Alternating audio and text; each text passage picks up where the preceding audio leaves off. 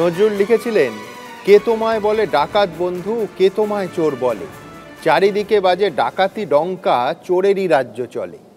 এখন রাজ্য যদি চোরের হয়, তাহলে চোর ধরার অভিযান সেটা আসল হোক বা সাজানো, তা নিয়ে তুলকালাম তো হবেই।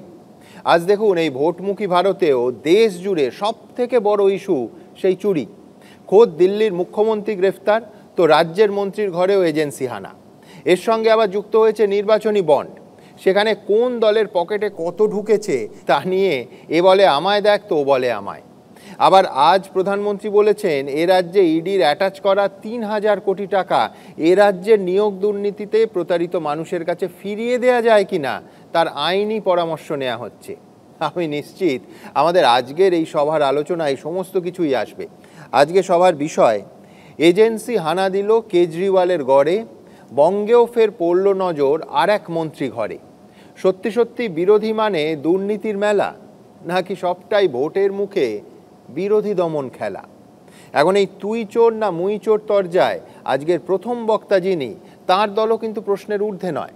কেন সে কথা বলবো, কিন্তু আগে তার বক্তব্য। আজকের প্রথম বক্তা কংগ্রেস মুখপাত্র সৌম্য আইচরায়। সৌম্য, শুভ সন্ধ্যা। আপনার দর্শকদের সবাইকে আমি আন্তরিক অভিনন্দন জানাচ্ছি। আমি অভিনন্দন জানাচ্ছি আমার সঙ্গে থাকা সমস্ত প্যানেলিস্টদের। একটা শব্দবন্ধ দিয়ে আপনি শুরু করেছেন সুমনদা, বিরোধীদের দুর্নীতি, দুর্নীতির বিরোধী। ভালো।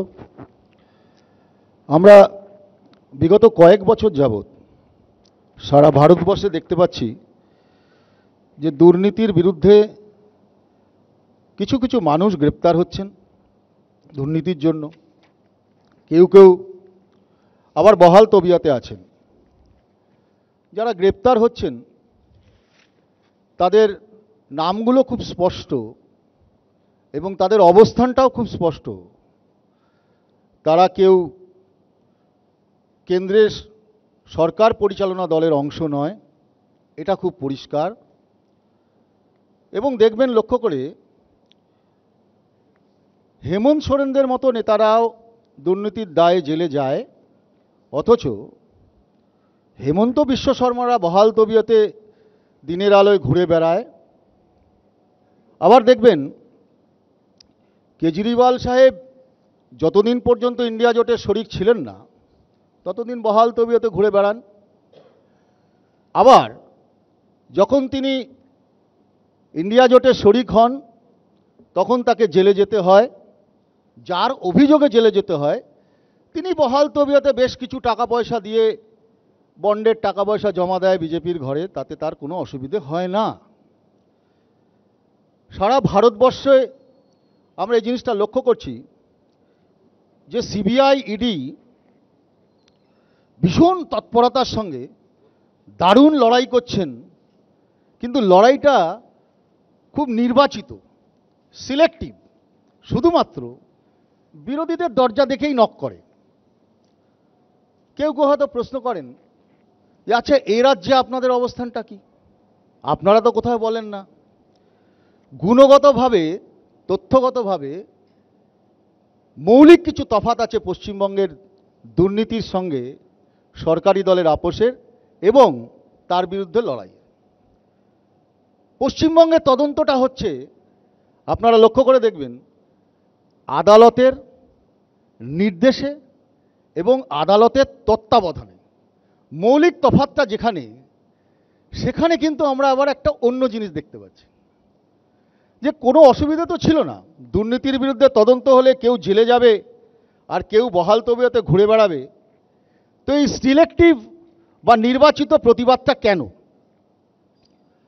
আমরা পশ্চিমবঙ্গে দেখলাম, যে কারণের জন্য বলছেন যে অরবিন্দ কেজরিওয়ালকে প্রায় 10-11 বার না 9 বার তাকে সমন করা সত্ত্বেও তিনি তদন্তের জন্য যাননি, তাই তাকে গ্রেপ্তার করা হলো। অথচ পশ্চিমবঙ্গের একজন মাননীয় মন্ত্রী, তাকে 13 বার জেরা করার জন্য ডাকা হওয়ার পরও তিনি জেরা এড়ান, তিনি বহাল তবিয়তে ঘুরে বেড়ান। এই রহস্য আমরা বুঝতে পারছি না। আমি জানি না তৃণমূলের বন্ধুরা বুঝতে পারছেন কিনা। আসলে পশ্চিমবাংলায় রাজভবনে গল্পটা একটু বেশি হয়, কাজের কথা একটু কম হয়, ফলে প্যাঁচকাটা নাটের মতো সিবিআইয়ের ইডি শুধুমাত্র এই রাজ্যের বাইরে বিভিন্ন বিরোধী দলের দরজায় গিয়ে নক করেন। এ রাজ্যে কালীঘাট আর ক্যামাক স্ট্রিট দেখতে পান না। এটা তো আমাদের অভিযোগ নয়। আমরা জানি এ রাজ্যে সিবিআই ইডি শুধু আদালত ডাকে না।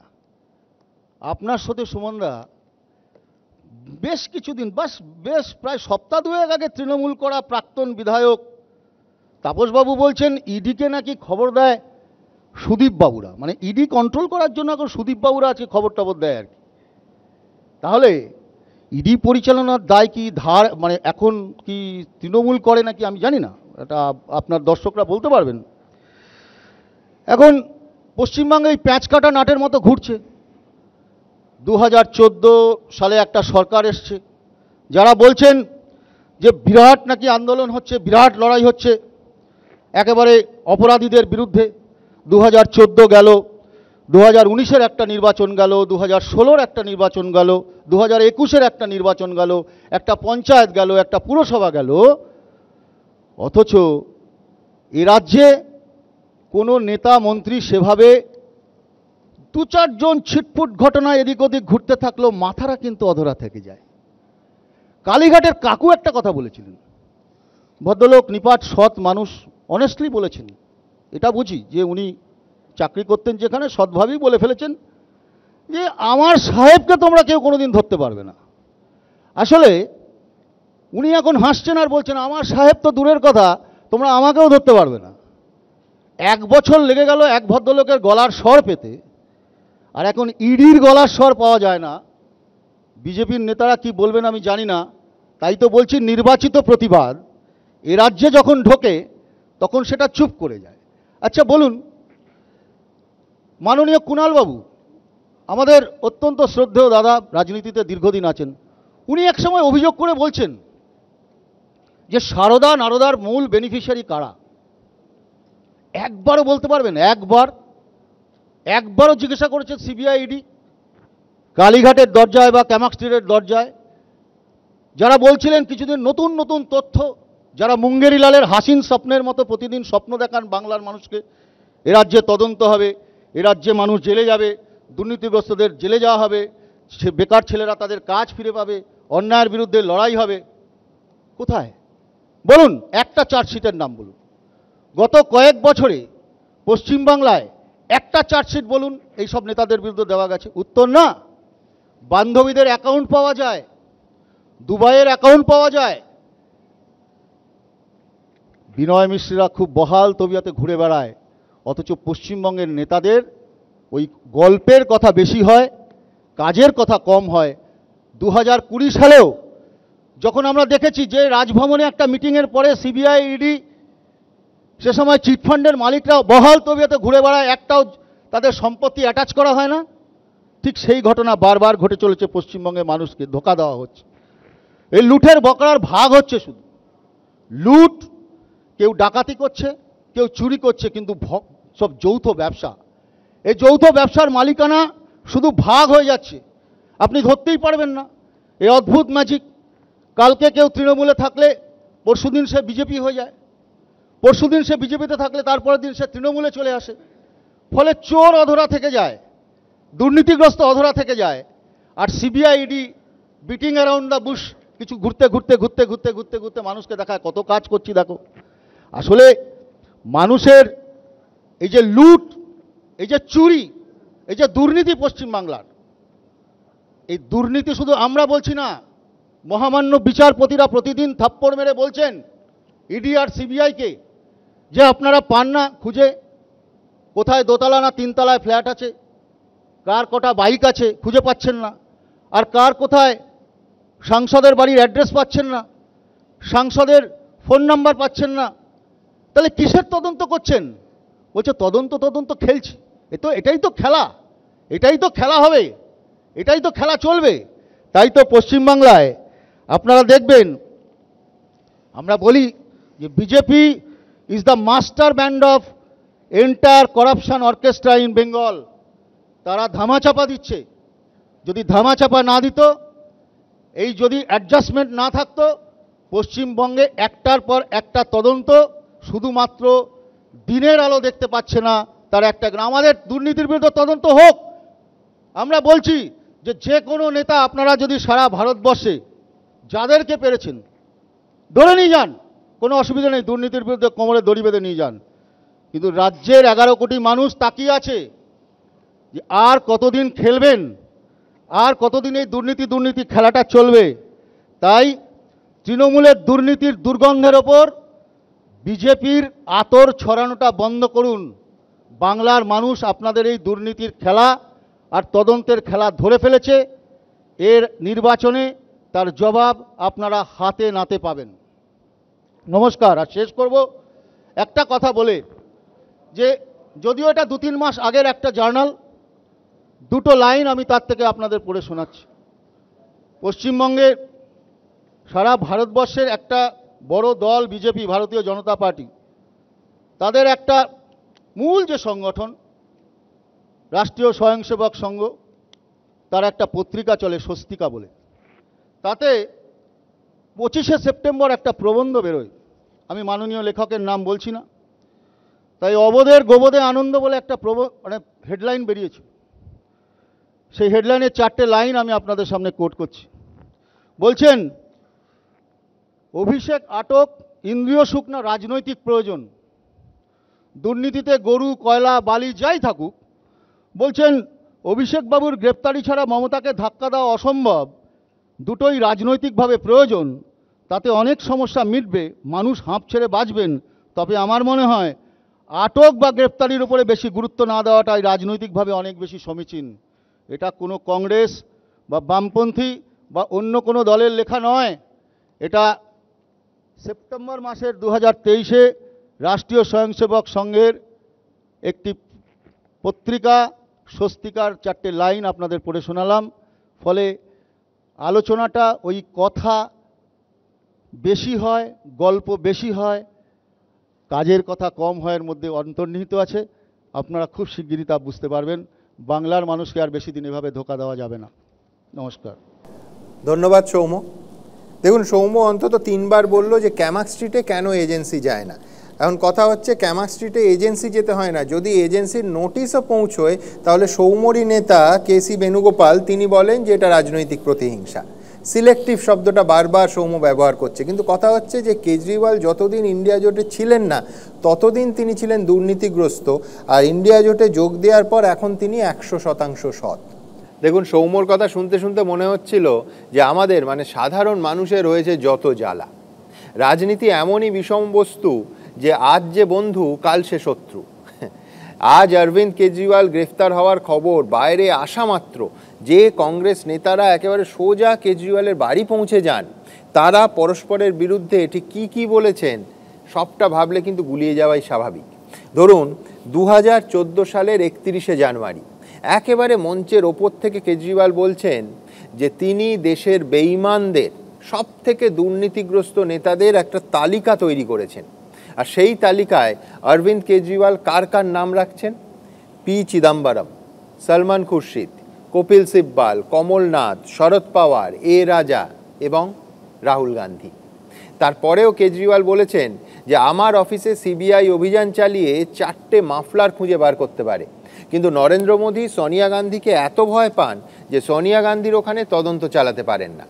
আবার উল্টো দিকে কংগ্রেসই একসময় বলেছিল যে আম আদমি পার্টি দুধের দোকান বন্ধ করে মদের দোকান খুলেছে। আপের জনবিরোধী নতুন আবগারি নীতি দিল্লিকে একেবারে শেষ করে দেবে, দেশের রাজধানীকে নেশার রাজধানীতে পরিণত করবে। এমনকি 2023 সালের 2রা নভেম্বর কেজরিওয়ালের প্রথম সমন পাওয়ার পর কংগ্রেস বলেছিল যে কেজরিওয়াল তদন্তে সহযোগিতা করুন, যেটা অতীতে সোনিয়া গান্ধী আর রাহুল গান্ধী করে দেখিয়েছেন। আবার কথা বলার কয়েক মাসের মধ্যে সেই আবগারি কেলেঙ্কারিতে দিল্লির মুখ্যমন্ত্রী গ্রেফতার হওয়ায় সব থেকে বেশি সরব আজ সৌম্যরই দল কংগ্রেস। সুতরাং সাধারণ ভোটারদের এই বিভ্রান্তি স্বাভাবিক যে কোন কেজরিওয়াল সত্যি বলেছিলেন, তখনকার কেজরিওয়াল না এখনকার কেজরিওয়াল, আর কংগ্রেসেরই বা কোনটা মুখ আর কোনটা মুখোশ। যাই হোক, আমার পরের বক্তা তৃণমূল কংগ্রেসের কুণাল ঘোষ। খানিকক্ষণ আগে সৌম্য বলছিল রাজভবনে যান, মাঝে মাঝে গল্প করে আসেন, সেই কুণাল ঘোষ। নমস্কার। এখানে উপস্থিত যারা রয়েছেন, যারা দূর থেকে দেখছেন, এখানে মাননীয় সঞ্চালক এবং বাকি যারা রয়েছেন, বড়দের প্রণাম জানাচ্ছি এবং বাকিদের আন্তরিক শুভেচ্ছা। আমার আগে কংগ্রেসের বক্তা বলেছেন, রাজ্য কংগ্রেসের বক্তা, 10 মিনিটের মধ্যে একবারও 34 বছরের সিপিএম জমানার নাম নেননি, আর পাঠ্যপুস্তিকার মতো আরএসএসের বই পড়েছেন। কার হাতে, কাদের হাতে কংগ্রেসটা কেন শূন্য হয়েছে আপনারা নিশ্চয়ই বুঝতে পারছেন, ফলে ওই প্রসঙ্গে আজ যাচ্ছি না। এবার দিলীপ ঘোষ রয়েছেন। আমি আজকের বিষয়ে নিশ্চয়ই ঢুকব, কিন্তু আমি এটা কড়া নিন্দা প্রতিবাদ করে ঢুকছি, কারণ দিলীপ ঘোষ বিজেপির নেতা, তিনি আমাদের নেত্রী এবং মাননীয় মুখ্যমন্ত্রী মমতা বন্দ্যোপাধ্যায় সম্পর্কে যে ভাষা প্রয়োগ করেছেন তার তীব্র নিন্দা করছি।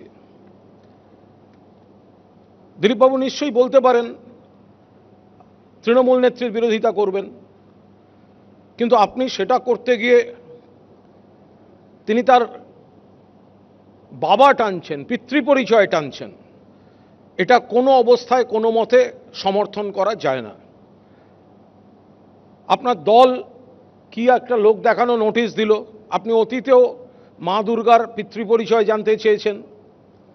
আপনি অতীতে মমতা বন্দ্যোপাধ্যায়ের যখন পায়ে চোট, আপনি বলেছিলেন বারমুডা পরুন।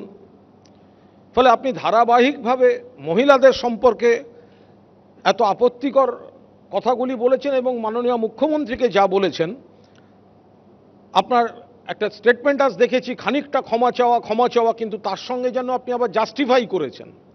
ফলে আমার অনুরোধ থাকবে, আপনি আমার থেকে বয়সে বড়, যে এই ধরনের মন্তব্য, যে আগে ঠিক করুন বাবাকে ইত্যাদি, আমার মনে হয় আপনি যদি বিষয়টা একটা নিঃশর্ত দুঃখ প্রকাশ করে নেন, বাকি আমরা লজিক, কাউন্টার লজিক, আমাদের লড়াই চলতে থাকবে। আমি দিলীপ ঘোষের তীব্র সমালোচনা করে আজকের বক্তব্য রাখছি। দেখুন, সুমন সঞ্চালক যেটা বলে দিয়েছেন, এটা বাস্তব। আজকে রাজনীতিতে কিছু দল বদলের ঘটনা ঘটছে, কিছু জোট বদলের ঘটনা ঘটছে, ফলে একটু আপেক্ষিক হয়ে যাচ্ছে গোটা বিষয়টা। সিবিআই, ইডি কলকাতায় বা বাংলায় তৃণমূলের পেছনে লাগলে তখন কংগ্রেসের আনন্দ হয়, আর সোনিয়া গান্ধী, রাহুল গান্ধীকে সামান পাঠালে, চিদম্বরমের বাড়িতে ঢুকলে ইডি তখন খারাপ। দিলীপ ঘোষ, ও দিলীপদা, আপনার অল ইন্ডিয়া পার্টির প্রেসিডেন্ট বঙ্গারু লক্ষ্মণ ক্যামেরার সামনে টাকা নিলেন, ধরা পড়লেন, দণ্ডিত হলেন, কারণ প্রমাণিত হলো।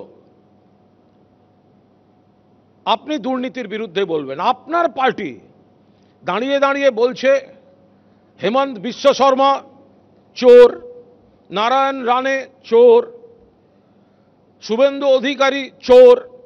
যখনই বিজেপিতে চলে যাচ্ছে তখনই সেটা সাদা হয়ে যাচ্ছে। আবার আমি যখন বলেছিলাম যে দিলীপদা কেন বাবা তুলছেন, আমি শুনলাম আমাকে বলা হয়েছে আমি কেন শুভেন্দু অধিকারীর বাবা তুলেছি। আরে, শুভেন্দু অধিকারীর বাবা শিশির অধিকারী, তিনি একজন রাজনীতিবিদ। শিশির অধিকারী, শুভেন্দু অধিকারী, সৌমেন্দু অধিকারী, দিব্যেন্দু অধিকারী, 3 ছেলে। তো অধিকারী প্রাইভেট লিমিটেড তৃণমূলে থেকে সব সম্মান পাওয়ার পর দল বদল করেছে। তা আমি শুভেন্দুর বাবা এই শব্দটা বলতে পারবো না? আমি তো শুভেন্দুর ছোট মামা বা ছোট পিসমশাই নিয়ে বলিনি। আমি তো এমন একজনকে বলছি যিনি মমতা বন্দ্যোপাধ্যায়ের দয়ায় জীবনে প্রথমবার একটা কেন্দ্রীয় মন্ত্রী হয়েছিলেন, একবারই।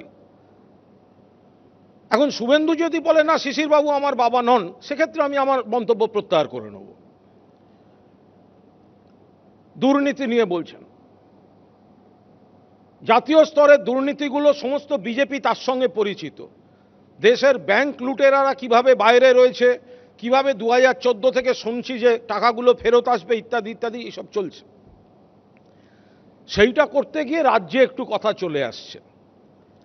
আমি তো দাঁড়িয়ে বলছি, আমি অতীতেও বলেছি, এত বড় সরকার, তৃণমূল কংগ্রেস এত বড় পরিবার, কিছু ভুল হয়েছে, কিছু অন্যায় হয়েছে, এটা মানতে হবে, হয়েছে।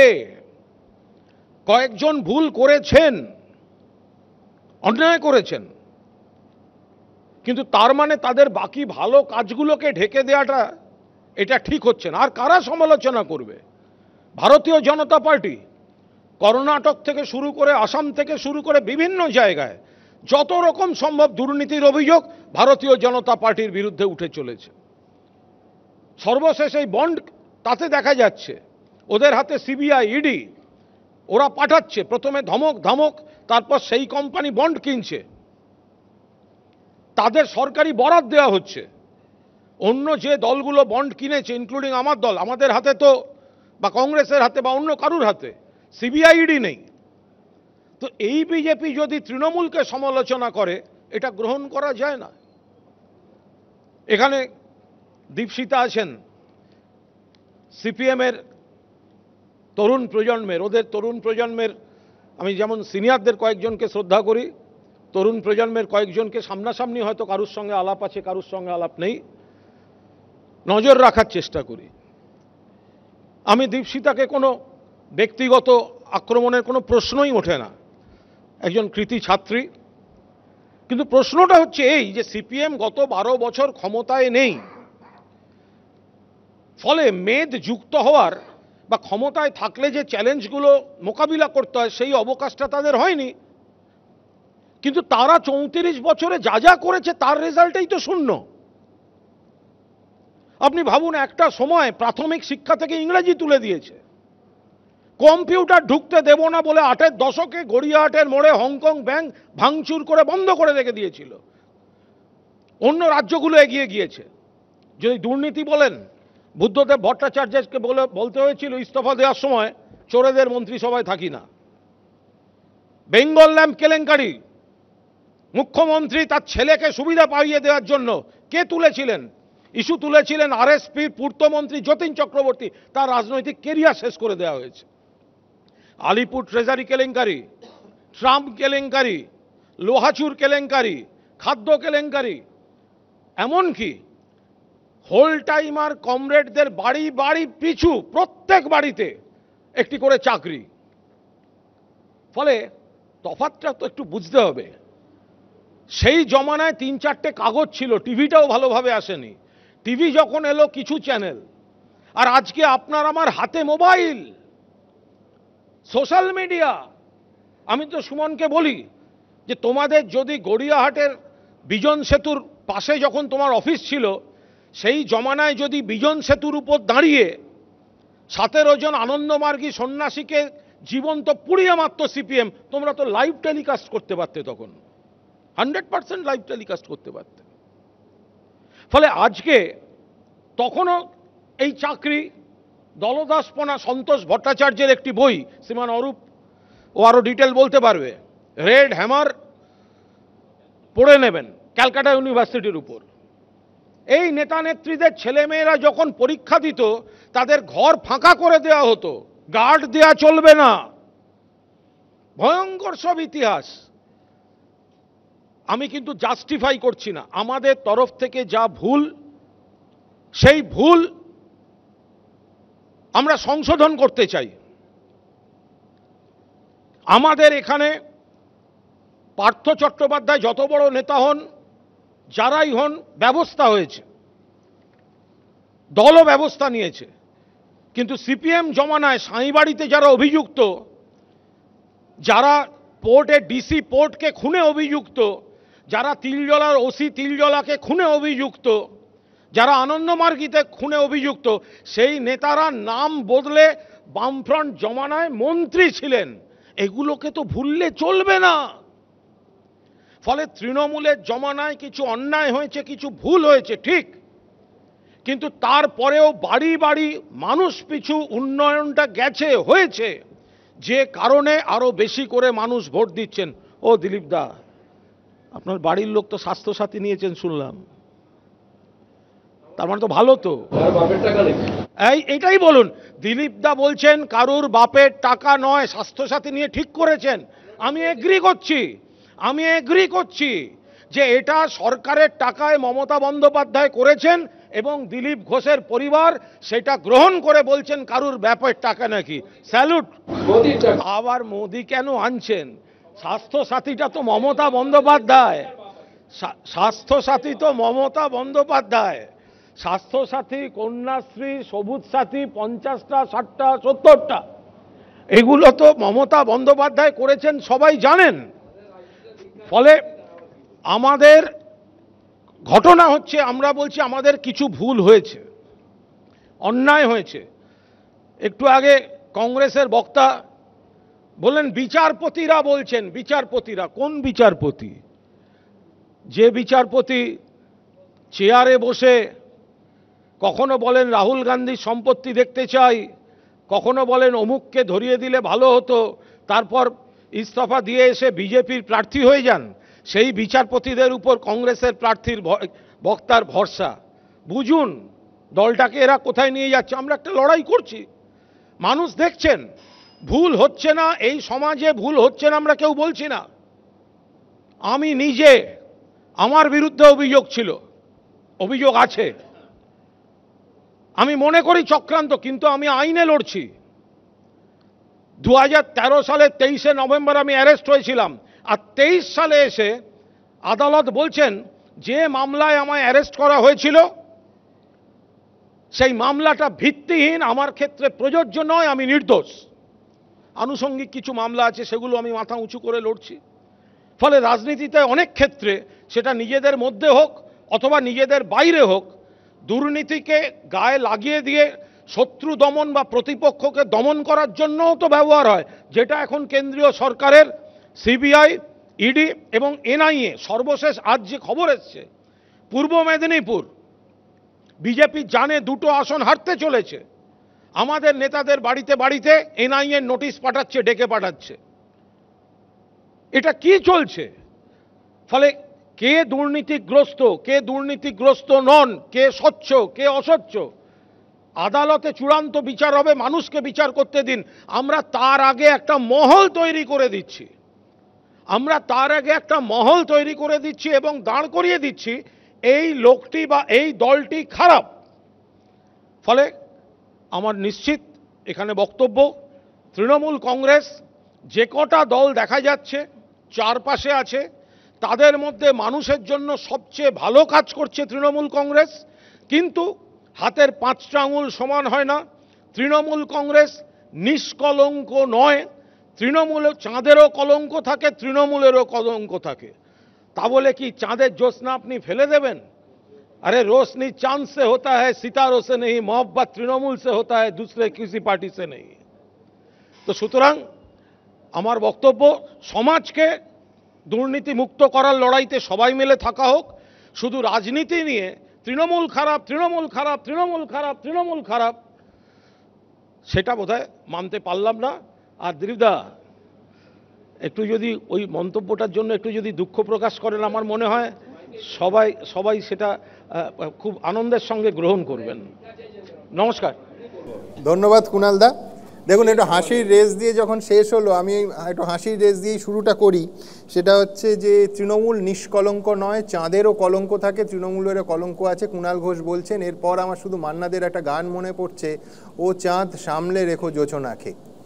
তার কারণ কলঙ্ক বেড়ে গেলে আবার মুশকিল। আমি জানি না, আবার একটু হালকা কথা বলতে ইচ্ছে করছে যে এরপরে আমি জানি না এই 20 মিনিট ঘষে ঘষে ঘুষোঘুষি এই ধরনের একটা শিরোনাম করা যায় কি না।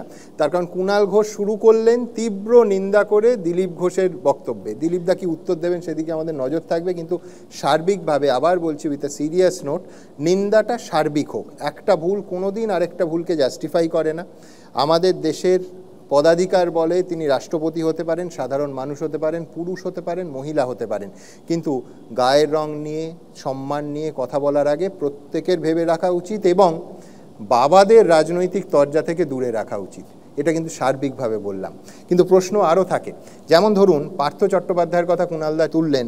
পার্থ চট্টোপাধ্যায়ের বান্ধবীর বাড়ি থেকে 50 কোটি টাকা আর 11 কিলো সোনা উদ্ধার হওয়ার পর দলের মহাসচিব আর তৎকালীন শিল্পমন্ত্রীকে তৃণমূল কংগ্রেস 6 দিনের মাথায় শুধু বহিষ্কারই করেনি, তার কৃতকর্মের দায় নিতে সম্পূর্ণ অস্বীকার করেছিল। আর গত সপ্তাহে রাজ্যের ক্ষুদ্র ও কুটির শিল্পমন্ত্রীর বাড়িতে তল্লাশি চালিয়ে অফিসিয়ালি ইডি যে অঙ্কের টাকা উদ্ধার করেছে তার পরিমাণ কিন্তু মোটেই ক্ষুদ্র নয়। মন্ত্রীমশাইয়ের কুটির থেকে উদ্ধার হওয়া অর্থের পরিমাণ 41 লক্ষ। তবে এখানে আমি রাজ্যের এক দাপুটে নেতা দুটো বক্তব্য আপনাদের সামনে রাখবো, আর্কাইভে দেখছিলাম একেবারে জলজল করছে। 1 নম্বর, 2022 সালের 21শে মে সেই নেতা বলছেন, আমরা আগেও বলেছি এখনও বলছি, হ্যাঁ আমাদের কিছু নেতার পদস্খলন হয়েছে, হুবহু কুণালদা যা বলেছিলেন। এবার 2 নম্বর মন্তব্য, কোট আনকোট, প্রতি অঞ্চল কোর কমিটি শুধু গল্প করার জন্য আর টাকা ভাগ করার জন্য নয়। তখনই প্রশ্ন উঠেছিল, এবিপি আনন্দই প্রশ্ন তুলেছিল যে তাহলে মন্ত্রী কি পরোক্ষে স্বীকার করে নিলেন যে পার্টি অফিসে টাকার ভাগ হয়? এই দুটো বক্তব্যই বীরভূমের দাপুটে নেতা এবং রাজ্যের ক্ষুদ্র এবং কুটির শিল্পমন্ত্রী চন্দ্রনাথ সিনহার। যাই হোক, আমার পরের বক্তা বিজেপির প্রাক্তন রাজ্য সভাপতি এবং বর্ধমান দুর্গাপুরের প্রার্থী দিলীপ ঘোষ। শুভ সন্ধ্যা সবাইকে, দোল আর হোলির শুভেচ্ছা। আর শুরু করতে হয় ওপাশ থেকে যেভাবে এসছে ওইভাবেই। আমি ভেবেছিলাম ধান ভাঙতে শিবের গীত গাইব না, কিন্তু শিব দিয়েই শুরু হলো। দেখুন, দুর্নীতি নিয়ে আলোচনা হচ্ছে, কারণ যার গরুর রচনা মুখস্থ আছে, ঘোড়ার রচনা হলেও গরুর রচনাই বলবে সেখানেই গেছে। কিন্তু আমিও বলতে চাইছি, আজ আমাকে ক্ষমা চাওয়ার কথা, দিলীপ ঘোষ জীবনে ক্ষমা চাওয়ার মতো কাজ করেনি, কারণ আমাকে জেলে যেতে হয়নি। আমাকে উত্তর দিতে হয়েছে, আজও দিচ্ছি, কালও দেবো, পরশুও দেবো, আর স্পিকারের সামনে, পাবলিকের সামনে বলবো। দিলীপ ঘোষ যদি রাজনীতিক কথা বলতে গিয়ে ভুল বলে থাকে, আমি চৌরাস্তায় দাঁড়াতে রাজি আছি, আর আমার তো দম আছে, ভোট লড়ছি, পাবলিক আমাকে সাজা দেবে, যার দম আছে চলুন ভোট লড়ি। রাজনীতির শেষ কথা পাবলিক বলে, সে দম নেই কারো। কেউ টিকিট না পেলে হসপিটালেও ভর্তি হয়ে আমরা দেখেছি। আর আজকে শুনলাম আমার নামে কমপ্লেন করতে গেছেন 10 জন গেছেন, 10 জন ইলেকশন কমিশনে। দম থাকলে পাবলিকের কাছে চলুন, যে দিলীপ ঘোষ ভুল থাকে, আমি ভোটে তার সাজা নিতে রাজি আছি। দম নেই আপনাদের, কারণ আপনারা শুরু করেছেন তোর বাপের টাকা দিবি না, কার ডায়লগ? দিলীপ ঘোষের ডায়লগ। 2 মহামন্ত্রী কাঁথি গিয়ে বলতেন তুই চোর, তোর বাপ চোর। শিশিরবাবু বেঁচে আছেন, তাকে রোজ বলতেন। কালচার আপনার কাছ থেকে শিখেছি, কারণ আপনারা এইভাবে বোধহয় ক্ষমতায় গেছেন, আমরা সেই রাস্তাটা খুঁজছি।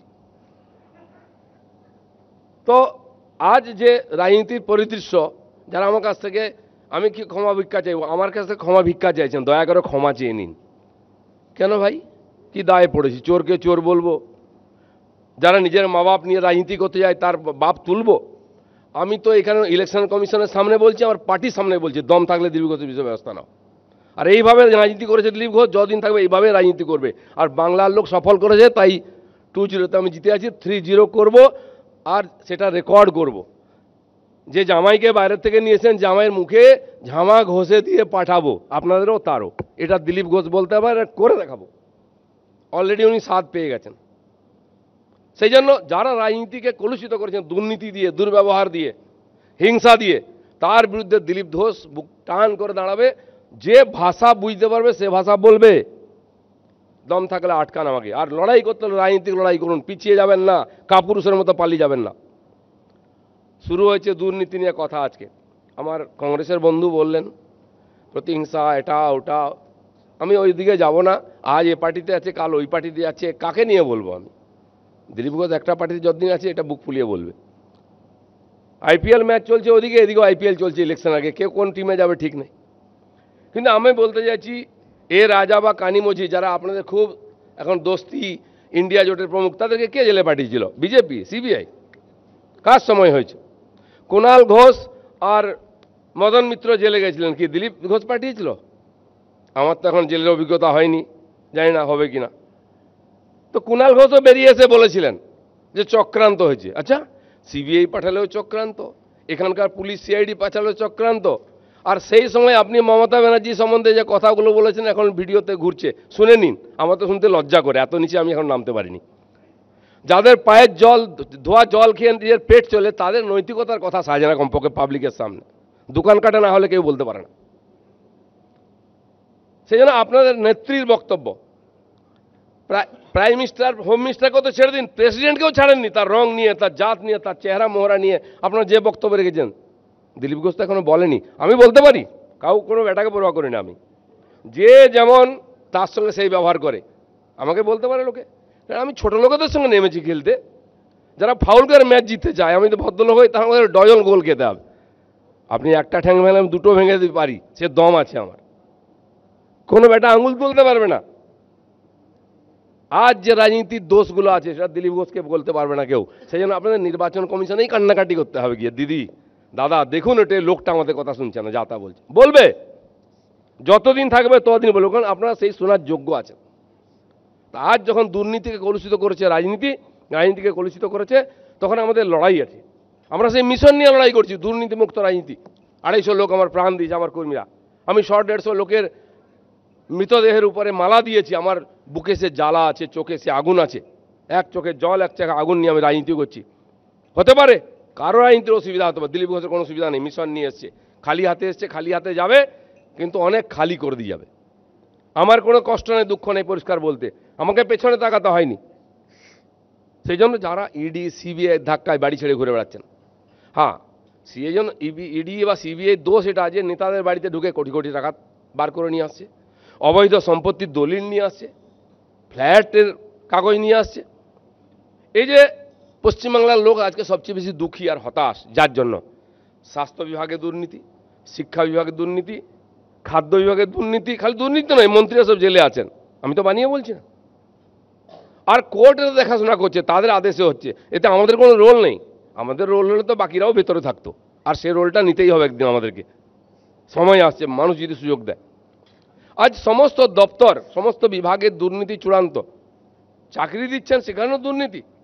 একটু আগে কি বলছিলেন আমাদের সঞ্চালক, যে চাকরির জন্য যে টাকা নেওয়া হচ্ছে ফেরত দেওয়ার কথা হচ্ছে। আমি জানি না রেকর্ড কোথাও আছে কিনা, অবশ্যই দেওয়া উচিত। গরিব মানুষ ঘটি বাটি বিক্রি করে, মা বোনের গয়না বিক্রি করে, জমি বিক্রি করে টাকা দিয়েছিল চাকরির জন্য, তাকে ফেরত দেওয়ার দায়িত্ব সরকারের আছে, তার অধিকারের টাকা পাওয়ার। আর যারা এটা করে এখনো বহাল তবিতে ঘুরে বেড়াচ্ছে, তাদেরকে ভেতরে পাঠাতে হবে সমাজের স্বার্থে, মানুষের মনোবলকে বাড়াবার জন্য।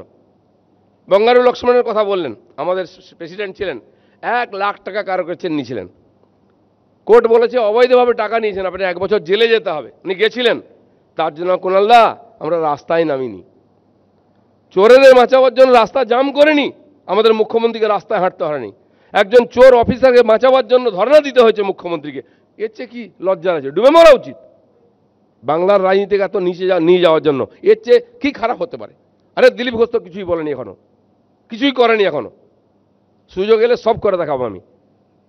এই যে অধঃপতন আর এই যে অন্যায়, এই যে মর্যাদাকে নিচে নিয়ে যাওয়ার, এর দায় ভাগ করতে হবে না। টাকা চুরি করা বড় কথা, মানুষ বিভিন্ন কারণে নেয়।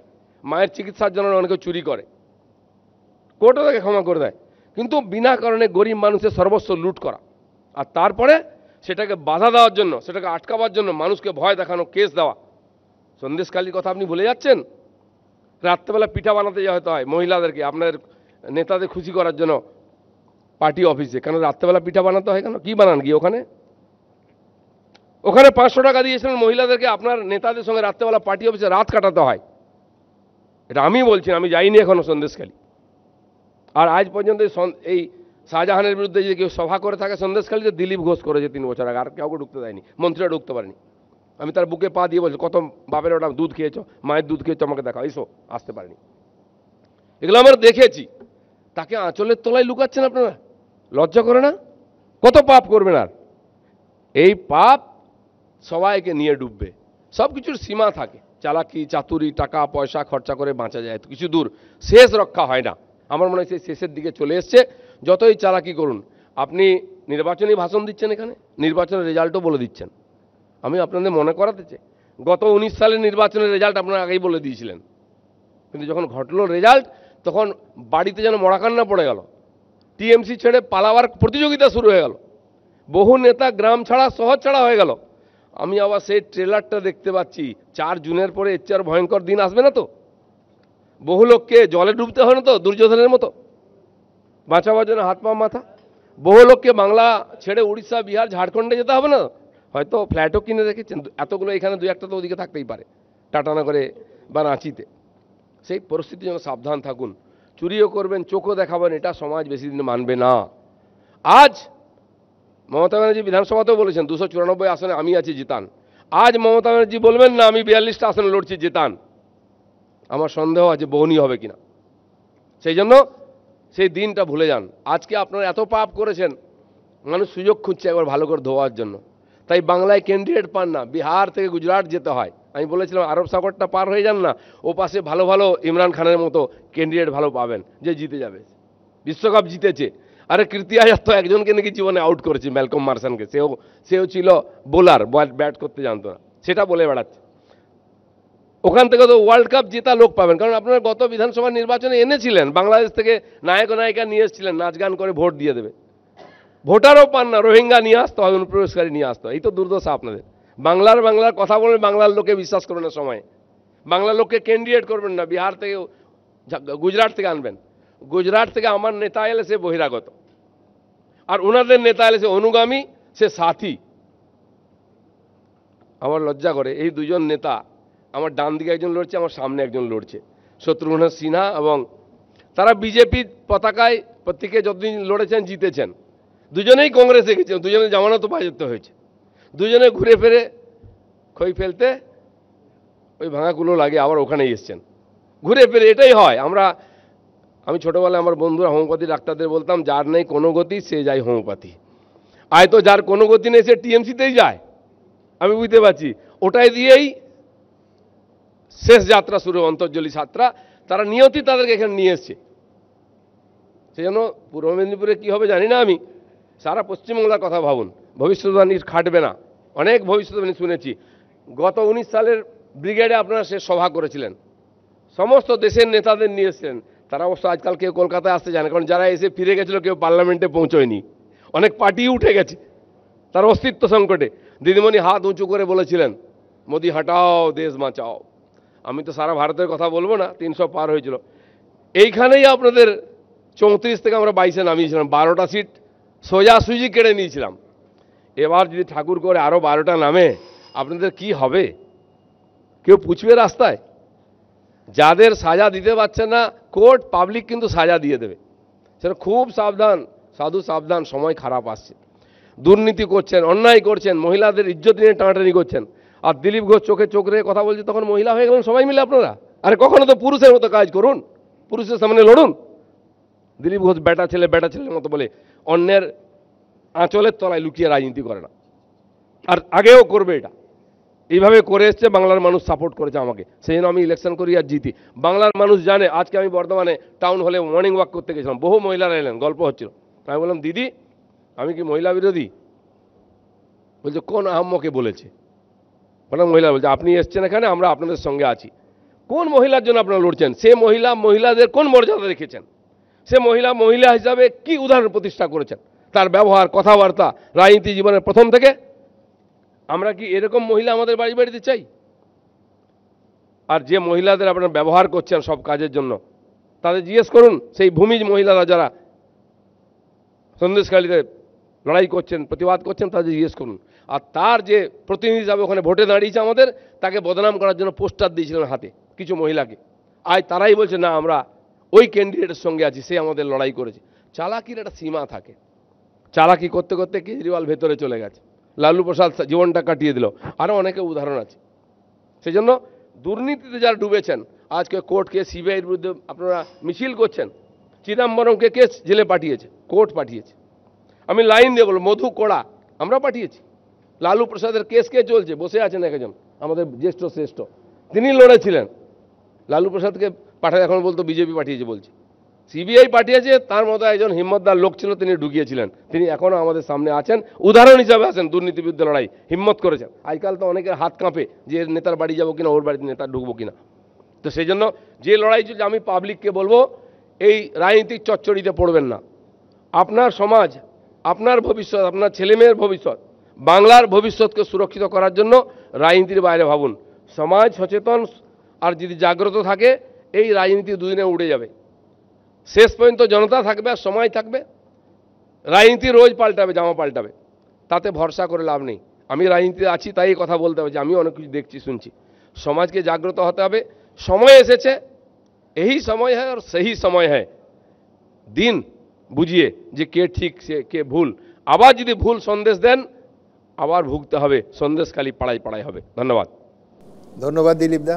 দেখুন, কুণাল ঘোষ বলেছিলেন যে দিলীপ ঘোষকে নিঃশর্ত ক্ষমা চাইতে হবে। যেটা দিলীপ ঘোষ বললেন গত 10 মিনিটে, সেটা কিন্তু নিঃশর্ত ক্ষমা থেকে অনেক দূরে।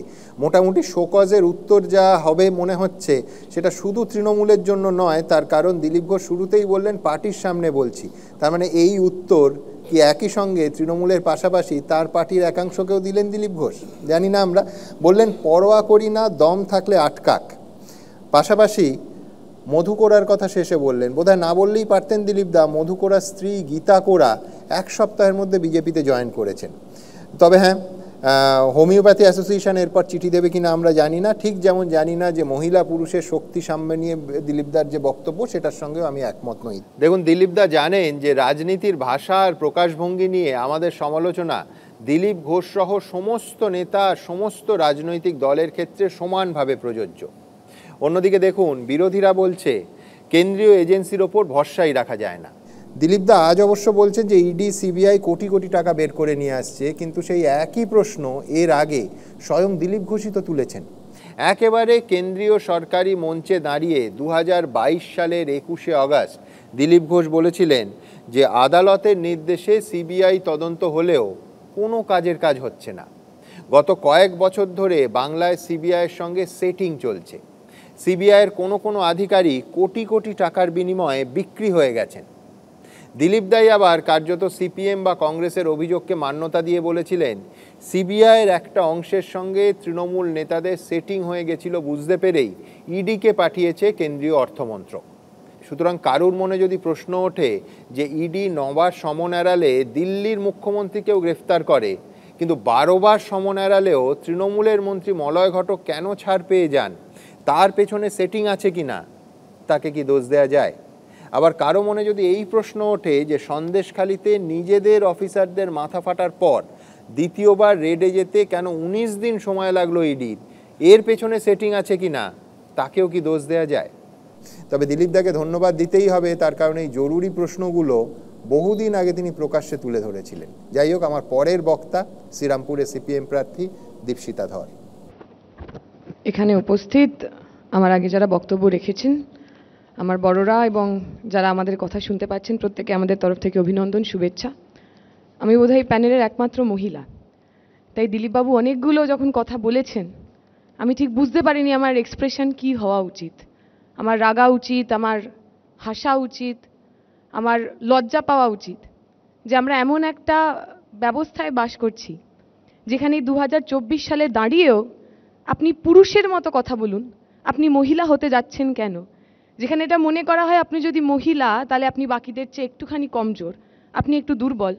এবং একজন দেশের শাসক দলের নেতা যিনি এই মুহূর্তে নির্বাচনে লড়ছেন, তিনি বুক ফুলিয়ে এই কথা মাইকে বলতে পারেন, এই কনফিডেন্স আমরা পশ্চিমবঙ্গের ভারতের রাজনীতিবিদদের দিয়েছি অ্যাজ আ সোসাইটি সামগ্রিকভাবে, সেইটা আমার মনে হয় খুব লজ্জার, খুব যন্ত্রণার।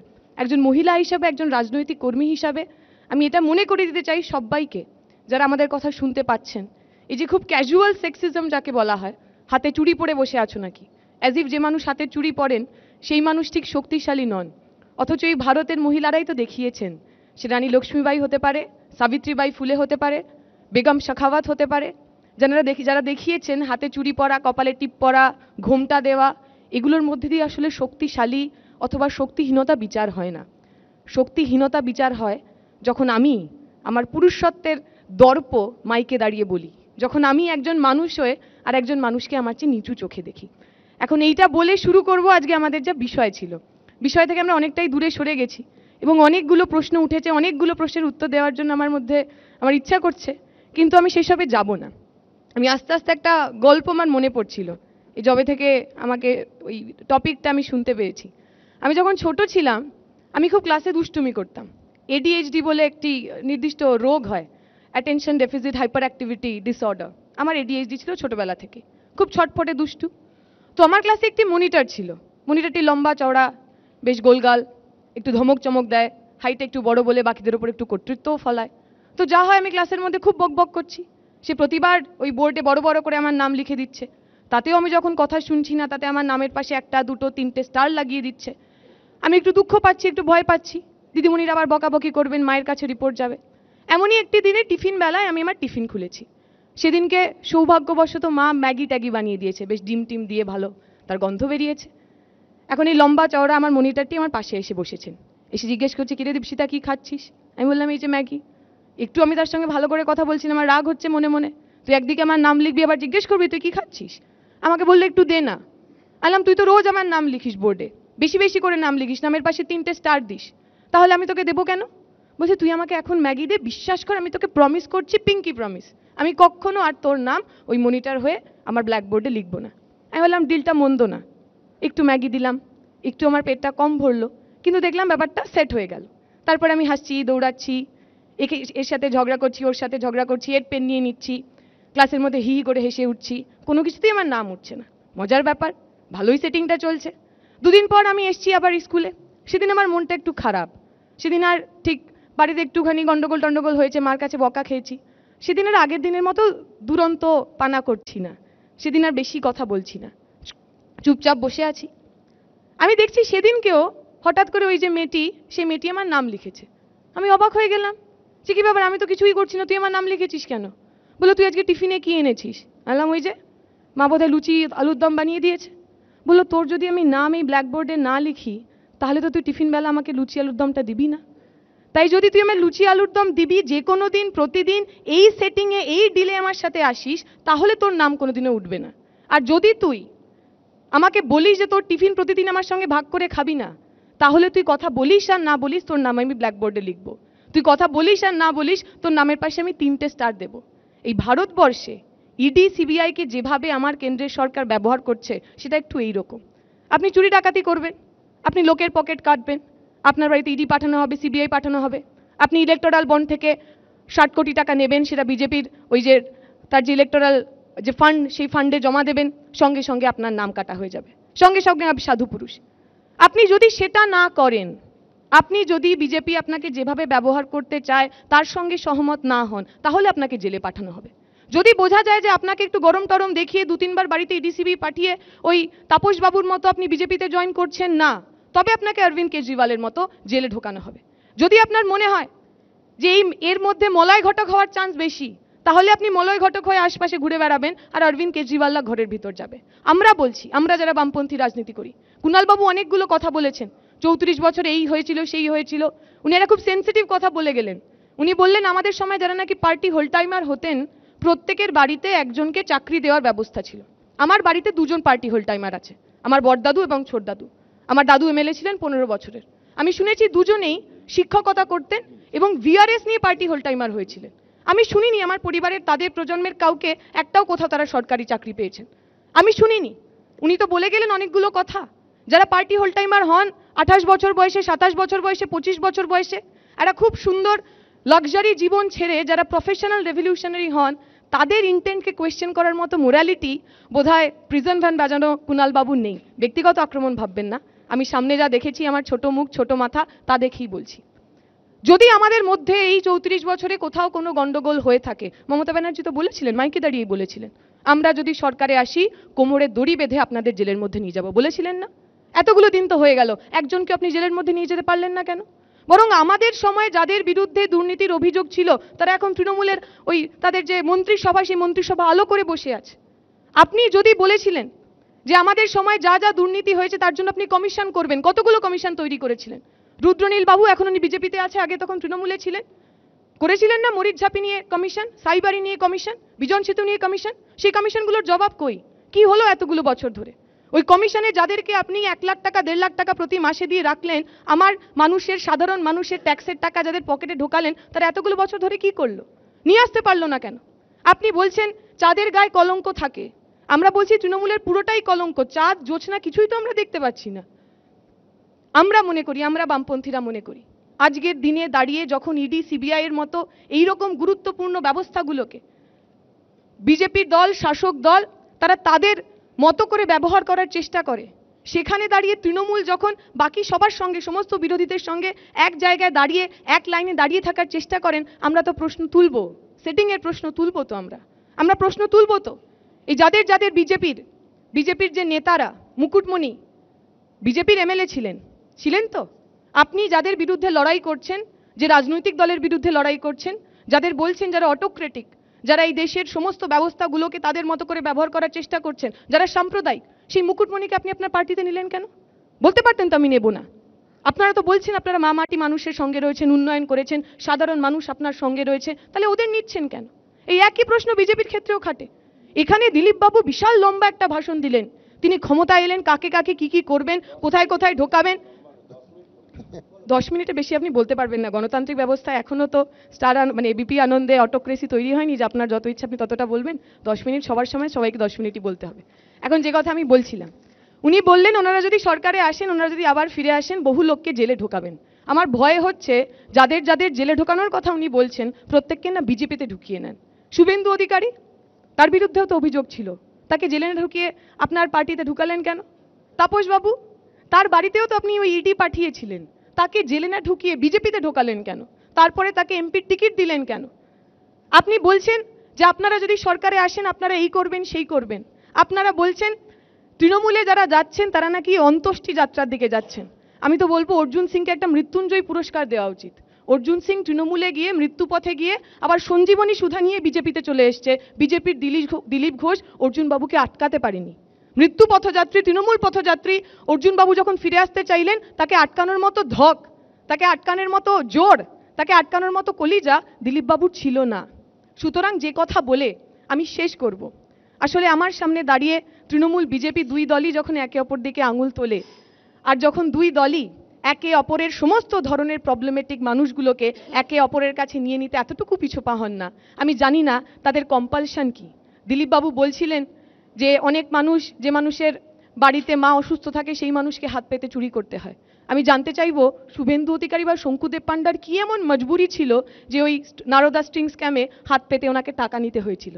আমি দিলীপ বাবুর কাছে জানতে চাইবো এমন কি মজবুরি ছিল, তৃণমূলের নেতারা আপনার চৌকাঠে কিভাবে শুয়েছিল, অথবা তৃণমূলের কাছে জানতে চাইবো বিজেপির ওই নেতারা তৃণমূলের চৌকাঠে কি এমনভাবে শুয়েছিল যে তাকে ডিঙিয়ে আপনারা কেউ যেতে পারলেন না, তাদেরকে টিকিট দেওয়া থেকে শুরু করে দলের মন্ত্রী বানানো থেকে শুরু করে সমস্তটা আপনারা করতে পারলেন। আমাদের বিরুদ্ধে এখনো পর্যন্ত এই 34 বছর ধরে আমরা শাসনে ছিলাম, সাধারণ মানুষ আমাদের ভোট দিয়েছেন, নির্বাচিত করেছেন, আমরা এখনো বলেছি যে কোনো ধরনের তদন্তের জন্য আমরা তৈরি। ইডি, সিবিআই, সিআইডি যা খুশি আনতে পারেন, কোথাও এতটুকু আমাদের লজ্জা পাওয়ার, ভয় পাওয়ার, পিছিয়ে আসার জায়গা নেই। এই গৌতম দেব, আমার মনে আছে অনেক দিন আগে, তখন ইডি সিবিআই এই লিপস অ্যান্ড বাউন্ড পর্যন্ত পৌঁছাতে পারেননি, প্রেস কনফারেন্স করে বলেছিলেন লিপস অ্যান্ড বাউন্ডের এই দুর্নীতির কথা, দেখিয়েছিলেন হাতে ওই পুড়ে যাওয়া বিলগুলো। আমরা বামপন্থীরা গর্ব করে বলতে পারি, হতে পারে আমরা পার্লামেন্টে শূন্য, হতে পারে আমরা অ্যাসেম্বলিতে শূন্য, কিন্তু ওই জেলের মধ্যে যারা দুর্নীতি করে যান অথবা দলবদল করে যারা নিজেদের সম্পত্তি বাড়ান, সেই লিস্টেও আমরা শূন্য। ধন্যবাদ। ধন্যবাদ দীপশিতা। এখন দেখুন কি ধরনের সেটিং ম্যাগিতে হয় আর কি ধরনের ওই লুচি আলুর দমে হয়, সেটা নিয়ে নিঃসন্দেহে পরে আমরা আলোচনা করে নেব। কিন্তু কোনো সন্দেহ নেই যে দেশের অন্যান্য রাজনৈতিক দলগুলো যখন ইলেকটোরাল বন্ডে দুহাত ভরে টাকা নিচ্ছে, তখন সিপিএম কেরলে ক্ষমতায় থাকা সত্ত্বেও বন্ডের একটা পয়সা তো নেয়নি, উল্টে সুপ্রিম কোর্টে এই বন্ডের বিরুদ্ধে মামলা করেছে। কিন্তু দীপশিতা 34 বছরের বাম শাসনের কথা বলল। 34 বছরের বাম শাসন সম্পূর্ণ দুর্নীতিমুক্ত ছিল, এ কথা বলি কি করে? দীপশিতার মনে থাকবে স্বয়ং প্রাক্তন মুখ্যমন্ত্রী বুদ্ধদেব ভট্টাচার্য এই চ্যানেলেই আমায় একটা সাক্ষাৎকারে বলেছিলেন, দুর্নীতি সিপিএমকেও প্রভাবিত করেছে, আমাদের নেতৃত্বের একাংশ রাজার মতো আচরণ করছে। আচ্ছা, আরেকটু পিছিয়ে যাই।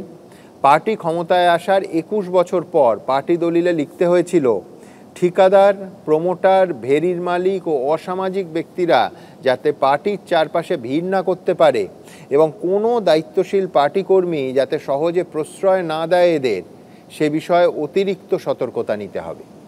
কিন্তু আমার বিস্ময়টা কেজরিওয়াল ইস্যুতে সিপিএমের সার্বিক বিরোধিতা দেখে। দীপশিতার দল কি ভুলে গেছে যে 2016 সালের 18ই আগস্ট দিল্লির মুখ্যমন্ত্রী অরবিন্দ কেজরিওয়াল এবং উপমুখ্যমন্ত্রী মনীষ সিসোদিয়া রীতিমতো সাংবাদিক সম্মেলন করে বিভিন্ন এলাকায় মদের দোকান বন্ধ করার অঙ্গীকার নিয়েছিলেন? কোন ম্যাজিকে সেই মুখ্যমন্ত্রী আর সেই উপমুখ্যমন্ত্রীর সেই সরকারই পরবর্তীকালে এমন আবগারি নীতি আনলেন যে মদ বিক্রেতাদের লাভের পরিমাণ 5 থেকে 12% হয়ে গেল। এমনকি মদের দোকান খুলে রাখার সময়টাকেও আইনত অনেকটা বাড়িয়ে দেয়া হলো। তাই আজ যখন অরবিন্দ কেজরিওয়াল ও মনীষ সিসোদিয়া দুজনেই আবগারি কেলেঙ্কারিতে গড়াদের মধ্যে, তখন সিপিএম নিশ্চয়ই কোন ম্যাজিকে দিল্লি সরকার হঠাৎ এত মদ্যবন্ধু বা মদ্যপ্রিয় সরকারে পরিণত হলো সেটাও খতিয়ে দেখবে। যাই হোক, আমার পরের বক্তা তৃণমূল মুখপাত্র অরূপ চক্রবর্তী। শুভ সন্ধ্যা এবিপি আনন্দের যুক্তিতর্কের সব দর্শককে। আজকের যে সভা তার মূল ক্যাচলাইন, বিরোধী মানে দুর্নীতির মেলা নাকি ভোটের মুখে বিরোধী দমন খেলা।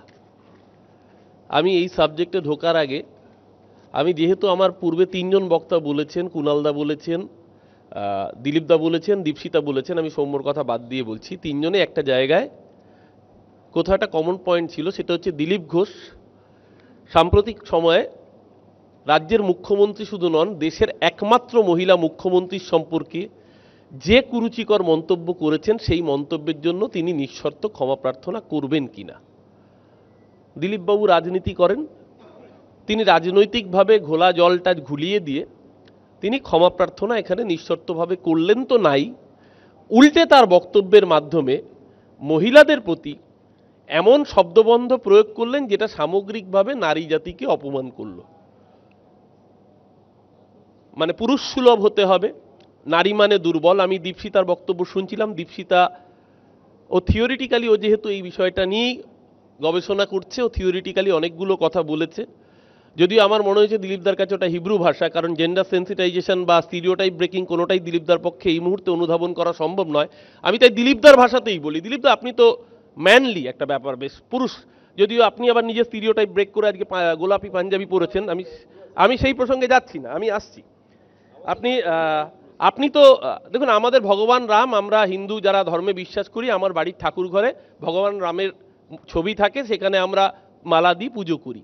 তা আপনি তো সোচ্চারে সগর্বিত হিন্দু, যে রামচন্দ্রের আপনি পুজো করেন সেই রামচন্দ্রকে অশুভ শক্তি বিনাশের জন্য যার শরণাপন্ন হতে হয়েছিল সেটা দেবী দুর্গা, তার অকাল বোধন করে পুজো করতে হয়েছিল। তাই মহিলাদের সম্পর্কে এই ধরনের অবমাননা উক্তি করার আগে অন্তত আপনি আপনার নিজের ধর্মচর্চাটাও যদি ভালো করে করতেন, তাহলেও বোধহয় এই ধরনের মন্তব্য আসতো না। ওপেন ফোরামে আপনার বক্তব্য নেব, আপনি বয়োজ্যেষ্ঠ, আপনি সিনিয়র, আপনি যতই কুকথা বলুন, আপনার সম্পর্কে এখানে অন্তত অনেয়ার কুকথা বলবো না, কিন্তু আপনি যেটা করেছেন সেটা অন্যায় কাজ। একজন দেশের একমাত্র মহিলা মুখ্যমন্ত্রীর সম্পর্কে যে ভাষা আপনি ব্যবহার করেছেন তার জন্য সবার আগে যদি নিঃশর্ত ক্ষমা প্রার্থনা করতেন, বাংলার মায়েরা আপনাকে ভালো চোখে নিত, কিন্তু সেটা করেননি। যাই হোক, আজকের সাবজেক্ট বিরোধী দমন মানে বিরোধী মানেই দুর্নীতির মেলা নাকি ভোটের মুখে বিরোধী দমন খেলা। সুমন যেহেতু সাবজেক্টের ফ্রেমে আজকে কেজরিওয়াল রেখেছেন, কেজরিওয়াল একটা রাজ্যের অঙ্গরাজ্যের মুখ্যমন্ত্রী, আমি কয়েকজন মুখ্যমন্ত্রী উদাহরণ দিচ্ছি, আমি বেশি দূরে যাব না। শুধুমাত্র মহারাষ্ট্রে 1999 সালে কার্গিল যুদ্ধ হয়, সেই কার্গিল যুদ্ধে যারা শহীদ হয়েছিলেন সেই শহীদ পরিবারদের জন্য ফ্ল্যাট তৈরি করার প্রস্তাব গৃহীত হয়। আদর্শ আবাসন বলে সেই জায়গায় ফ্ল্যাট তৈরি হবে, এবং সেখানে দুর্নীতি করেছেন 3112 কোটি টাকার। বিজেপি অভিযোগ করেছিল, ইডি তদন্ত করছিল, সেন্ট্রাল এজেন্সি ইনভেস্টিগেশন করছিল। যার বিরুদ্ধে অশোক চৌহান কদিন আগে বলতেন জেলের ভাত খাওয়াবো। শ্রমিকদা রাজ্যসভার সাংসদ হয়েছেন গত মাসের 20 তারিখে, তাই তো শ্রমিকদা? আপনার সাথে সাথে আরো একজন রাজ্যসভার শপথ নিয়েছেন, তার নাম অশোক চৌহান, যাকে বলেছিলেন জেল কাটাবেন, মহারাষ্ট্রের প্রাক্তন মুখ্যমন্ত্রী, চোর বলেছিলেন আপনারা। আরেকজন মুখ্যমন্ত্রী, এনসিপি, কংগ্রেস, এই মহারাষ্ট্রের বুকে 75,000 কোটি টাকার দুর্নীতি। আজকে যখন এনসিপি ভেঙে যাচ্ছে তখন তার বিরুদ্ধে 7 খুন মাফ হয়ে যাচ্ছে। সারা ভারতবর্ষে শুধু মুখ্যমন্ত্রী পেমা খান্ডু, আপনারা বলেছিলেন চোর, 142 কোটি টাকা রুরাল ইলেকট্রিফিকেশনে দুর্নীতি করেছে, ইডি তদন্ত বন্ধ। হেমন্ত বিশ্ব শর্মা, আসামের মুখ্যমন্ত্রী, 643 কোটি টাকা রোজ ভ্যালি থেকে খেয়েছে, আমরা বলিনি, আপনার দল বলেছে, তদন্ত বন্ধ। আর এই রাজ্যের বুকে তো আরো আয়রনি দেখুন, আমার দিলীপ ঘোষের জন্য খারাপ লাগছে। আসলে দিলীপদার বোধহয় সামগ্রিকভাবে একটু সোডিয়াম পটাশিয়াম ইমব্যালেন্সও হতে পারে, আমি জানি না কেন এই কথা বলছেন। দিলীপদার দল বলেছে সিএ ওই ক্রোনোলজি, পহলে সিএ আয়েগা ফির এনআরসি আয়েগা। আমরা দেখলাম সিএ বিলটা পাস হচ্ছে, তার মধ্যে এনআরসি লাগু হয়ে গেল পশ্চিমবঙ্গে, মেদিনীপুর থেকে এনআরসি করে দিলীপ ঘোষকে তাড়িয়ে দেওয়া হলো বর্ধমান দুর্গাপুরে। এই প্রথম পশ্চিমবঙ্গের বুকে এনআরসি চালু হলো এবং এনআরসির প্রথম শিকারের নাম দিলীপ ঘোষ। আজকে স্বাভাবিক, একটা জায়গা 5 বছর ধরে চাষ করার পর, মেদিনীপুরের জমি তৈরি করবার পর তৎকাল বিজেপি, প্যারাসুট বিজেপি এসে দিলীপ ঘোষকে ঘাট ধাক্কা দিলে তার এরকম মাথা খারাপ হওয়া স্বাভাবিক। আমি দিলীপ দাকে আর পুরোপুরি দোষও দিতে পারছি না। যাই হোক দিলীপ দা, আপনার প্রতি আমাদের সমবেদনা রয়েছে। বর্ধমান দুর্গাপুরে হারবার পরে আপনার খারাপ লাগবে আমরা জানি, কিন্তু আজকে এই মঞ্চ থেকে আপনাকে আমরা সমবেদনা জ্ঞাপন করে গেলাম। আমি এবার আসছি, এই যে ইডি বা সেন্ট্রাল এজেন্সি, এই সেন্ট্রাল এজেন্সি কেজরিওয়ালের ক্ষেত্রে আমরা কি দেখলাম? আমরা দেখলাম প্রথম 10ই নভেম্বর 2022, আমি তারিখ করে বলছি, অরবিন্দ ফার্মা তার ডিরেক্টর শরৎ রেড্ডি তাকে ইডি অ্যারেস্ট করলো 10ই নভেম্বর 2022। আর 15ই নভেম্বর 2022, 5 দিনের মাথায় সে ইলেকটোরাল বন্ড কিনলো। ইলেকটোরাল বন্ডের টাকা পেল ভারতীয় জনতা পার্টি। তারপর ইনভেস্টিগেশন চলছে, অরবিন্দ ফার্মার মালিক শরৎ রেড্ডি জেলে ইডির কাস্টাডিতে। এবার সে অ্যাপ্রুভার হলো, বললো আমি সাক্ষী দেবো, রাজ সাক্ষী। আমি বলবো দিল্লিতে কি কি দুর্নীতি হয়েছে, কোথায় দিল্লির মাদক কেলেঙ্কারিতে, এই লিকার কেলেঙ্কারিতে কে কে কোন কোন নেতা কিভাবে বেনিফিটেড হয়েছে। আমি আপের সমর্থক নই, আমি তৃণমূল কংগ্রেসের প্রতিনিধি, আমি কলকাতা পুরসভার প্রতিনিধি, আমি মুখপাত্র, আমার আপকে ডিফেন্ড করবার নিশ্চিতভাবে কোনো দায় নেই। কিন্তু সামগ্রিকভাবে ভারতের রাজনীতিতে যে ট্রেন্ডটা চালু হলো, এই শরৎ রেড্ডি অ্যাপ্রুভার হওয়ার পর, রাজ সাক্ষী হওয়ার পর, শরৎ রেড্ডি মুতলেকা দিলেন, মনীষ সিসোদিয়া জেলে গেলেন, সঞ্জয় বাবু জেলে গেলেন, তারপর অরবিন্দ কেজরিওয়াল। এবং কখন হচ্ছে ঘটনাগুলো সুমন? যখন মডেল কোড অফ কন্ডাক্ট জারি হয়ে যাচ্ছে। ভারতবর্ষের বুকে ইন্দিরা গান্ধীর সময় এমার্জেন্সির অনেকে সমালোচনা করেছে, কিন্তু এমসিসি জারি হওয়ার পরে এই রকম ভাবে একটা অঙ্গরাজ্যের মুখ্যমন্ত্রীকে গ্রেপ্তার, বা আমাদের এখানে মহুয়া মৈত্রকে সমন, এটা বোধহয় সমস্ত কিছুকে ছাপিয়ে যাচ্ছে। শুধু তাই নয়, এটা শুধু গ্রেপ্তারির মধ্যে সীমাবদ্ধ থাকছে না। এর আগেও যখন ইমার্জেন্সি হয়েছে, নিশ্চিতভাবে বিরোধী দলের নেতা নেত্রীরা অভিযোগ করেছিলেন, কিন্তু আজকে ইডিকে কাজে লাগিয়ে যেটা হচ্ছে, বিরোধী দলকে ভাঙা হচ্ছে। শুধু তাই নয়, মহারাষ্ট্রের বুকে আমরা দেখলাম শিবসেনা তাদের প্রতীক কেড়ে নেওয়া হচ্ছে, যাতে তারা নির্বাচনে প্রপারলি প্রতিদ্বন্দ্বিতা করতে না পারে। শিবসেনার প্রতীক যাতে কেড়ে নেওয়া যায়, তার জন্য এজেন্সি ব্যবহৃত হচ্ছে। এবং কিভাবে আমরা দেখেছিলাম, যখন আসাম বন্যায় ভাসছে, মহারাষ্ট্রের বিধায়কদের কর্ডন করে কার্যত সিআরপিএফ প্রহরা দিয়ে গুজরাটে নিয়ে গেল, গুজরাট থেকে আসামে নিয়ে গেল। আসাম তখন বন্যায় ডুবছে, তখন তারা 5 স্টার রিসর্টে রয়েছেন। এই যে সেন্ট্রাল এজেন্সি বলুন, সেন্ট্রাল বাহিনী বলুন, সামগ্রিকভাবে রাষ্ট্রযন্ত্রকে ব্যবহার করে তাদের মদত নিয়ে একটা দলকে ভেঙে দেওয়া, এবং তারপর একনাথ শিন্ডের শপথ, পরবর্তীকালে শিবসেনার প্রতীক ট্রান্সফার। এই এক জিনিস আমরা দেখলাম এনসিপির ক্ষেত্রে, বলেছিল অজিত পাওয়ারকে জেলে না ঢুকিয়ে আমরা ভাত খাবো না। শ্রমিকদা বলেছিল চাক্কি পিসিং হবে। শ্রমিকদা, তার দলের নেতারা বলতো অজিত পাওয়ার চাক্কি পিসিং হবে, জেলের মধ্যে যাবে।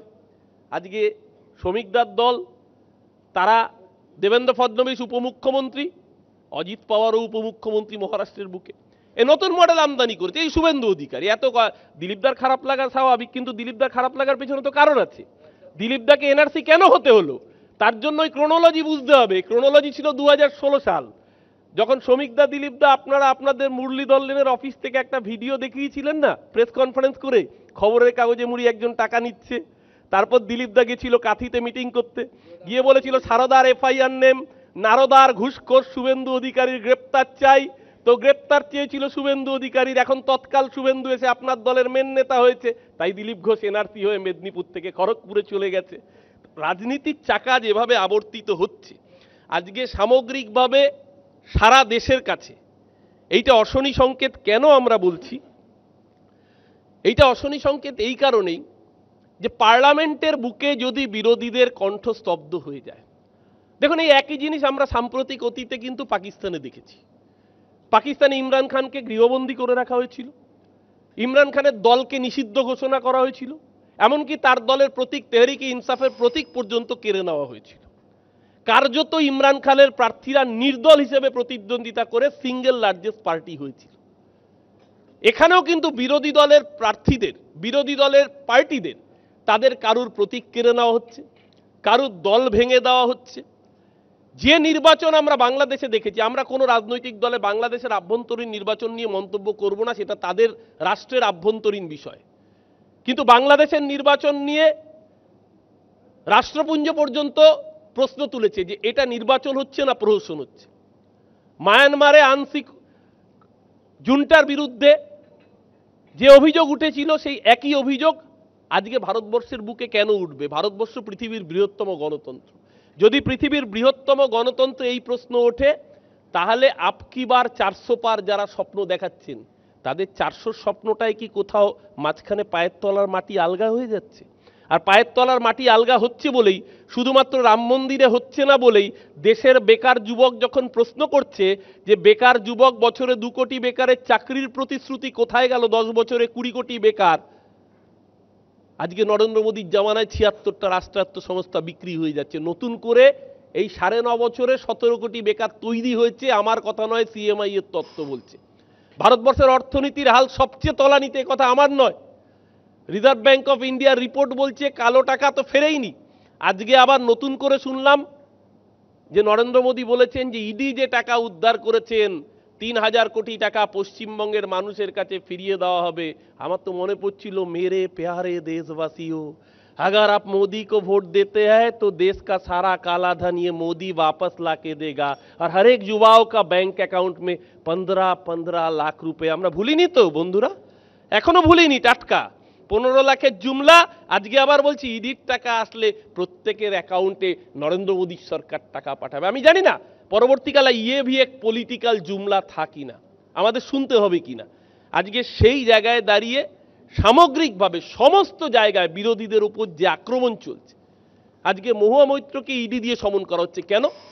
কারণ মহুয়া মৈত্র পার্লামেন্টে দাঁড়িয়ে প্রশ্ন করছেন, আমি যদি একটা কোম্পানিতে চাকরি করি, আমার কোম্পানির মালিকের অবস্থান যদি টলমল হয়ে যায়, তাহলে আমার চাকরি থাকবে না। তাই নরেন্দ্র মোদী যে কোম্পানিতে চাকরি করেন সেই কর্পোরেটের প্রধানের বিরুদ্ধে যখন পার্লামেন্টে দাঁড়িয়ে প্রশ্ন করা হয়, মহুয়া মৈত্র যখন সেই প্রশ্ন করে, বিরোধী সাংসদরা যখন সেই প্রশ্ন করে গৌতম আদানির বিরুদ্ধে, তখন মহুয়া মৈত্রকে পার্লামেন্ট থেকে এক্সপেল করা হয়। 148 জন বিরোধী সাংসদকে পার্লামেন্ট থেকে গায়ের জোরে কার্যত বের করে দিয়ে, মার্শাল দিয়ে, মকারি অফ ডেমোক্রেসি। একটা সময় হিটলারও এই কাজ করেছিল জার্মানির বুকে। হিটলার ভেবেছিলেন জার্মানির বুকে চিরকাল তার শাসন অধিষ্ঠিত থাকবে। ইতিহাস কিন্তু হিটলারের পরিণতিটা মনে রেখেছিল। আমরা চাই না ভারতবর্ষের নব্য হিটলার তার সেই পরিণতি হোক, কিন্তু রাজনৈতিক পরিণতি একই হবে সেই দলটার। আগামী দিন ভারতবর্ষের বুকে যারা হিটলারি রাজ চালাচ্ছেন, ভারতবর্ষের বুকে হয়তো সমস্ত রাজনৈতিক দল তার অস্তিত্ব থাকবে। একটাই রাজনৈতিক দল ভারতবর্ষের ইতিহাসের পাতা থেকে মুছে যাবে, তার নাম ভারতীয় জনতা পার্টি। যারা ভারতবর্ষের গণতন্ত্রের বুকে ডিক্টেটরশিপ নামিয়ে আনতে চেয়েছিল, ভারতবর্ষের মানুষ কোনোদিনও হিটলার, ফ্যাসিজম এগুলোকে ক্ষমা করেনি, আগামী দিনও ক্ষমা করবে না। এই কথা বলে সকলকে 2024 এই ফ্যাসিস্ট শক্তির বিরুদ্ধে ঐক্যবদ্ধ থাকুন। সামগ্রিকভাবে যারা দেশকে বেঁচে দিচ্ছে, দেশের জল জঙ্গল জমিনের অধিকার, দেশের আকাশ বাতাসের অধিকার, দেশের কৃষকদের এমএসপি ন্যূনতম চাহিদার অধিকার যারা বঞ্চিত করেছে, তাদের বিরুদ্ধে পথে থাকুন, রাস্তায় থাকুন। দেশের 2024 জমিদারদের বর্জনের নির্বাচন, দেশের 2024 বাংলা তথা দেশের মানুষের অধিকার অর্জনের নির্বাচন। এই নির্বাচনে বিজেপি বিরোধী শক্তির সাথে থাকুন। এ রাজ্যের বুকে প্রকৃত বিজেপি বিরোধী শক্তির নাম মমতা বন্দ্যোপাধ্যায়, তার সেনাপতির নাম অভিষেক বন্দ্যোপাধ্যায়। তৃণমূল কংগ্রেসের সাথে থাকুন। আগামী দিন ভারতবর্ষের বুক থেকে এই অত্যাচারী শাসককে উৎখাত করতে সবাই মিলে ঐক্যবদ্ধ থাকুন। সবাইকে শুভ সন্ধ্যা, নমস্কার। ধন্যবাদ অরূপ। অরূপ অশনি সংকেত শব্দটা ব্যবহার করলো, এমনকি আজকের পাকিস্তানের সঙ্গে আজকের ভারতের উদাহরণও টেনে আনলো। সংসদে বিরোধীদের কণ্ঠ স্তব্ধ করার কথা বলল। এ রাজ্যের বিরোধীরা বলেন যে বিধানসভায় বিরোধীদের কণ্ঠ স্তব্ধ হয়। কিন্তু হ্যাঁ, একটা জিনিস ঠিক, আমি পরে পরিসংখ্যানও দেব, যে বিরোধীদের ক্ষেত্রে এজেন্সির অতি সক্রিয়তা নিয়ে খুব একটা সংশয়ের কিন্তু জায়গা নেই। আবার বলছি, পরিসংখ্যান প্রচুর আছে, অবশ্যই দেব, এই অনুষ্ঠানেই দেব। কিন্তু একই রকমভাবে সমস্ত ক্ষেত্রে দুর্নীতির অভিযোগ যে ভিত্তিহীন, সবটাই বিরোধী দলের তকমা দেখে হচ্ছে, এটাই বা বলি কী করে? না হলে স্বয়ং মুখ্যমন্ত্রী এবং তৃণমূল নেত্রীকে দলের অন্দরে দুর্নীতি নিয়ে বারবার প্রকাশ্যে কথা বলতে হচ্ছে কেন? আমি আর্কাইভ দেখছিলাম, গত বছরের জানুয়ারি মাসে তিনি বলছেন যদি ধানে একটা পোকা জন্মায় তাকে সমূলে বিনাশ না করলে কিন্তু ওই পোকাটা থেকে সারা ধানে পোকা লেগে যাবে, সুতরাং পোকাটাকে নির্মূল করতেই হবে। আবার 2018 সালে দেখছি তৃণমূল ছাত্র পরিষদের প্রতিষ্ঠা দিবসের অনুষ্ঠানে নেত্রী বলছেন টাকার কাছে আত্মসমর্পণ করবে না, দলে এমন নিবেদিত প্রাণ কর্মী আমি চাই। আবার 2023-এর পঞ্চায়েত ভোটের আগে মুর্শিদাবাদে একেবারে সরকারি মঞ্চ থেকে নেত্রী বলছেন যদি কেউ অন্যায় করে থাকেন ক্ষমা চেয়ে নিন। 2019-এ লোকসভা ভোটের ঠিক পরে, কয়েক মাস পরে নেতাজি ইন্ডোর স্টেডিয়ামে নেত্রী বলছেন কেউ কাটমানি নিয়ে থাকলে ফেরত দিন। অর্থাৎ বারবার দলের দুর্নীতি দেখে যেখানে স্বয়ং নেত্রীকে মুখ খুলতে হচ্ছে, সেখানে পুরোটা এজেন্সির অকারণ সক্রিয়তা কিংবা রাজনৈতিক প্রতিহিংসা, এটা বলা কি বাস্তবসম্মত? অরূপের খুব ভালো মনে থাকবে যে 2001 সালের 13ই মার্চ তেহেলকা.com স্টিং অপারেশন চালিয়ে প্রতিরক্ষা মন্ত্রকের বিপুল কেলেঙ্কারির ভিডিও প্রকাশ করলো। তৎকালীন প্রতিরক্ষামন্ত্রী জর্জ ফার্নান্ডেজের পদত্যাগের দাবি উঠল। 16ই মার্চ মন্ত্রিত্ব থেকে ইস্তফা দিয়ে সবার আগে যিনি এনডিএ ছেড়ে বেরিয়ে আসেন তার নাম মমতা বন্দ্যোপাধ্যায়। মমতা বন্দ্যোপাধ্যায় সেদিন কিন্তু কোনো সম্ভাবনা রিপস অ্যান্ড বার্ডস কিংবা ওই তদন্ত শেষ হওয়ার জন্য অপেক্ষা করেননি। কাজেই প্রশ্ন উঠবে তাঁর সরকারের ক্ষেত্রে আজ একই যাত্রায় পৃথক ফল হয় কি করে?